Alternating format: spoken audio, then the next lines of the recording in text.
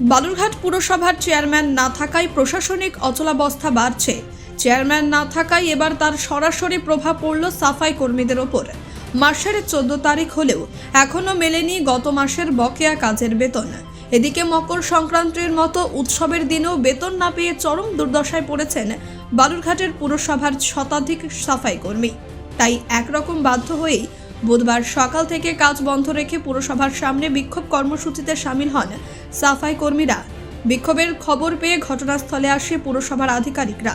এরপরই সুবর্ণ তটে পুরসভা কর্তৃপক্ষ সাফাই কর্মীদের সঙ্গে আলোচনায় বসেন। কর্তৃপক্ষের তরফে সমস্যা দ্রুত মেটানোর আশ্বাস দেওয়া হলেও আন্দোলনকারীদের দাবি, যতক্ষণ না মজুরি হাতে পাচ্ছেন ততক্ষণ কাজ বন্ধ রেখে আন্দোলন চালিয়ে যাবেন তারা।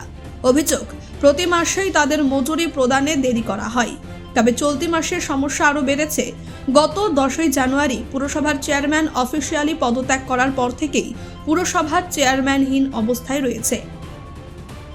এর জেরেই মাসের অর্ধেক পার হতে চললেও এখনো পর্যন্ত বেতন পাননি সাফাই কর্মীরা। উৎসবের মরশুমে এমন পরিস্থিতিতে পড়ে চরম অসহায়তার কথা জানান আন্দোলনকারীরা।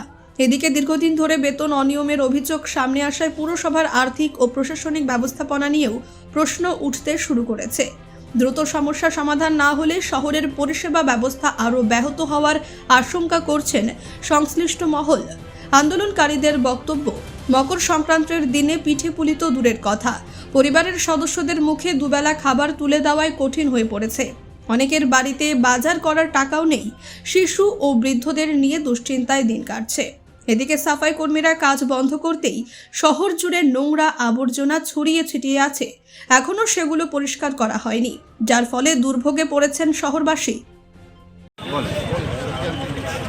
আপনারা এখানে কি কারণে জমায়েত হয়েছেন? জমায়েত হওয়ার কথা না, জমায়েত পরিস্থিতি জমায়েত করিয়ে দিল। হচ্ছে বালুরঘাট পৌরসভা বা আমাদের রাজ্যে বা দেশের যে সমস্ত পৌরসভা 80-90% যে বিষয়ের উপরে চলে আর কি, এবং যে বিষয়ের উপরে চলে এবং যারা চালায়, সাফাই মজদুর, গাড়ির ড্রাইভার, ট্যাঙ্কির ড্রাইভার, জলের ড্রাইভার, ঝাড়ুদার, এদের তো একটা মুখ্য ভূমিকা থাকে পৌরসভার মধ্যে। তাদের বেতনটা আজকে 14 তারিখ বেতনের এখনও বোঝা যাচ্ছে না কবে হবে। তো স্বাভাবিক ব্যাপারটাই হচ্ছে যে গরিবের যখন পেটে টান লাগে, ঝাড়ুদার, সাফাই কর্মী, ড্রাইভার টান লাগে, তোরা রাস্তায় নামবি, সেটাই স্বাভাবিক ব্যাপার। আর এরা রাস্তায় নামলে এখানে যে দায়িত্বেই থাকি, আমাকে তো এদের সঙ্গে, এরাই আমার পরিবার, এদের সঙ্গে তো আমাকে থাকতেই হবে, সে যাই হোক। বাসফোর, আমি north Bengal Basfore and Harijan welfare অর্গানাইজেশনের দক্ষিণ দিনাজপুরের জেলা প্রেসিডেন্ট। আমাদের অভিযোগ হচ্ছে, দাদা আমরা কাজ করতেছি, ঠিকঠাক বেতন পাচ্ছি না। এই যে এই মাসে 14 তারিখ আজকে দাদা হয়ে গেল, কোনো মাসে আমাদের বেতনের ঠিক নেই। তারপরে এই যে বায়োমেট্রিক বসাইছি, বায়োমেট্রিক বসানোর পর আমরা 26 দিন দাদা কাজ করি, সেখানে 24 দিনের বিল, 23 দিনের বিল দেখাচ্ছে। এবার আমার খাতাতে 26 দিন লেখা আছে, কিন্তু ওখানে দেখাচ্ছে 23 দিনে। আমি অ্যাকাউন্ট চেক করতে যাচ্ছি, দেখি 23 দিনের বিল দেখাচ্ছে।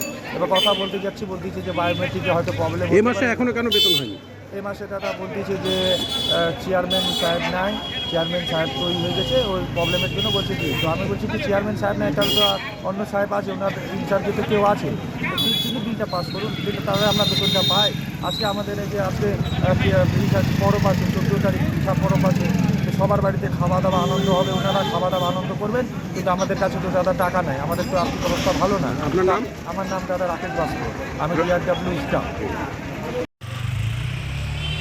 আজকে আমরা বালুরঘাট পৌরসভার কর্মী। আমি হলাম north Bengal Basfore and Harijan welfare জেলা কনভেনার, এবং আমরা সাফাই কর্মী যারা বলে।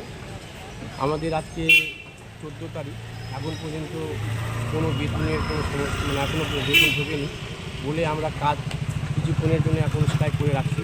আমাদের বেতনে যদি আমাদের বেতনটাকে যদি আমাদের কোনো সলভ যদি করে দেয়, তারপরে আবার কাজটা শুরু হবে। আপনার নাম? আমার নাম হলো সুমিত বাস্কর, আমি north Bengal Basfore and Harijan welfare অর্গানাইজেশনের জেলা কনভেনার এবং সাফাই কর্মীর আমি একটি সদস্য। পুরো কাজ বন্ধ রেখে পুরসভার সামনে যে জমায়েত হয়েছেন, কেন, আপনাদের কি অভিযোগ? আমাদের বেতনটাই হচ্ছে না, মানে এতদিন ধরে মনে করো 15 তারিখ 20 তারিখ ঠেকায় দেয়, তারপরে মনে করো মাসের শেষে হচ্ছে বেতনটা দেয়। আর তাহলে মানুষে কী করে খাবো? আমরা যে কাজ করে মানে করে আসি, সে আমরা তো খাবার তো আমাদের জুটতেছে না, আমাদের ছেলে মেয়ে কী করে খাবে?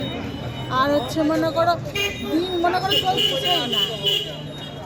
এই যে আজকে তো 14 তারিখ, এখনো পর্যন্ত কি বেতন পেয়েছেন? না এখনো পাইনি। এই বেতন না পাওয়ার জন্য কি সমস্যা পড়েছে? ওই তো মনে করো লোকে ভাবতেছে যে টাকা পয়সা পাইছে আমাদের কাছে, যে দেনা মেনা করে রাখছি খাচ্ছি, সেটা লোকে ভাবতেছে টাকা পয়সা পাই গেছে, আমরা তো পাচ্ছিই না। চেয়ারম্যান যে বলছিল 5 তারিখে দেওয়ার কথা, সেটা তো হয়ই না। কেন এখনো পর্যন্ত পেলেন না কেন এই মাসে? কি এই বলছে? মাসে বলছে যে চেয়ারম্যান হচ্ছে মনে করো হয়েছে, রিটায়ার হয়েছে, তাই জন্য হচ্ছে পাচ্ছি না। আপনারা কি প্রত্যেক মাসে তাই করে। আপনাদের কি দাবিটা কি? আমাদের ঠিক মতন বেতনটা যেন দেয় এটাই, আর কাজটা যেন মনে করো ভালো করে করে। আপনার নাম? ভালো চাই, কাজটা ভালো। শেফালি পাসপোর্ট। দৈনন্দিন জীবনে যেভাবে ময়লা পরিষ্কার হচ্ছে না, এভাবে চারিদিকে নোংরা বেড়ে যাচ্ছে, এতে চারিদিকে নরক হয়ে যাচ্ছে, নরকের সৃষ্টি হচ্ছে।